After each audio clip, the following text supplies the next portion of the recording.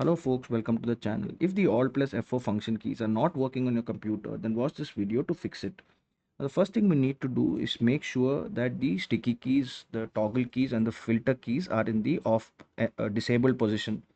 So we'll right click on the start button, go to settings, then click on accessibility, look down for keyboard, and we will make sure that the radio buttons on the sticky keys, the filter keys and the toggle keys are in the off position. If it's not, then switch it off to the off position.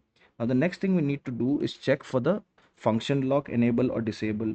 For that, I own a Asus computer. For me, it will be the function key plus the escape key. If you press it simultaneously, it will disable the function lock or enable the function lock. You may own a different system, so check on the internet if you own a different system as to how to enable or disable the function lock. So for me, I will press function plus escape and it will show me on the computer whether it is enabled or disabled.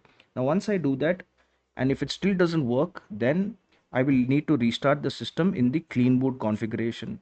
So for that, I will look in the search bar for system configuration, click on it, and then click on the services tab. Now before I proceed further, I will check this box, hide all Microsoft services, and this is very important folks, because if we disable any Microsoft service, then when we restart the computer it will not be able to access the service and it will be stuck in a restart or a reboot loop. So make sure you check this box, and then you check all the unnecessary services like Mozilla. These are third party services: Mozilla maintenance service, McAfee service, Google updater, and you just click on disable all, click on apply, click on OK, and then click on restart. And your Alt plus F4 function should start working. But in the rare case it doesn't work, we'll update the keyboard drivers.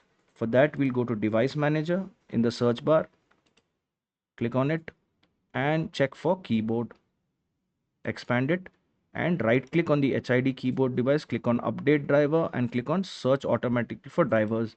Do this for all the HID keyboard devices here.